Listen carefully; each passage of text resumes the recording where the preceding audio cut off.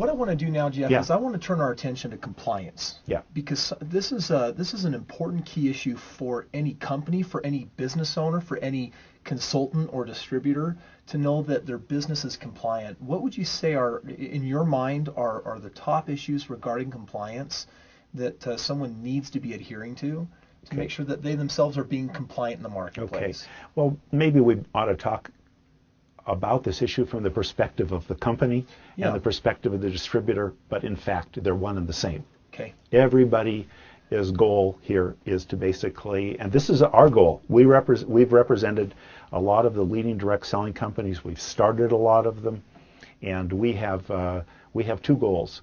One is to help make them successful, and secondly, to help keep them in business. Got it. You can't have one without the other and ultimately be a successful company. So when we talk about compliance, we often have to remember that a company is basically asked a lot of people to join it as partners, and it is managing a volunteer army. Right.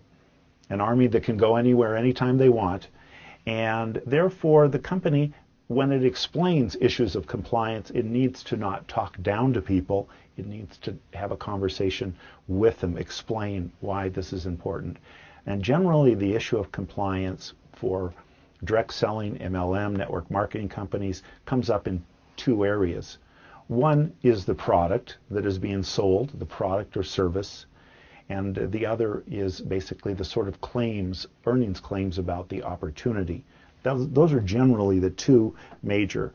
Now, many times there are unique aspects of a product that have other regulatory issues involved. For instance, somebody who might be involved in real estate may have overriding issues involving real estate. Right. A company that is involved selling health products has overriding issues that come from our Food and Drug Administration about claims that could be made. And so it's very important that the company pay attention to any regulation regarding the type of product or service that is being sold and that it adheres. And that's why we are a specialist in representing direct selling companies in the marketing area, but we frequently are part of a team with securities attorneys, real estate attorneys, or other attorneys who are specialists in their areas. And we all become a team together. So what is said about the product, we need to make sure, because if a company has a problem in terms of a regulated product or service, it could be out of business altogether, right. And the opportunity for all of the family of distributors would be gone. So the company basically needs to know what needs to be done and what needs to be said. If it's products relating to health, it needs to have good guidance. For instance, we have an attorney in our office who does nothing but advise on FDA issues and claims.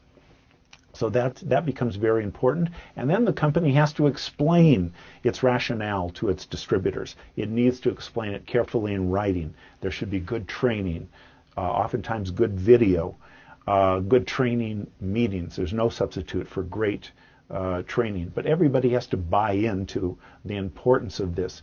Call it compliance, and sometimes you think of it as we're shoving something down your throat, but call it basically we're in this together to preserve the opportunity for everybody, and people will definitely understand. So that's an issue with respect to product itself. In addition, the onus is on the company to basically be able to substantiate the claims that it makes about its product. Yeah. If it sells a product and says this is going to put hair on your head, it better have evidence that it can do that. Right. And it owes that duty to its distributors, because the distributors are going to repeat what it says. Yeah. Now, if a company says we have a great product, but for regulatory reasons or other reasons, we have to ask you not to be making claims more than we have provided to you. Distributors need to understand and buy into the idea that they need to respect what the company is saying. And but substantiation cases are often the demise of many direct selling companies. When companies can't demonstrate that their claim that Holds up. their oil supplement is going to basically get you 1,000 miles per gallon. Right. And we've seen many companies go out of business because they can't do that. So again, this is a matter of educating.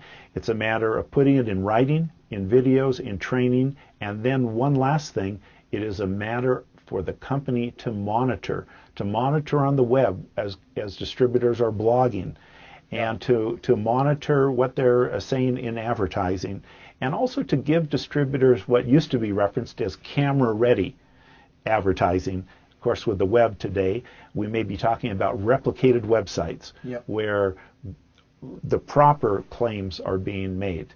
That's really significant. The other area that is significant in compliance are earnings claims.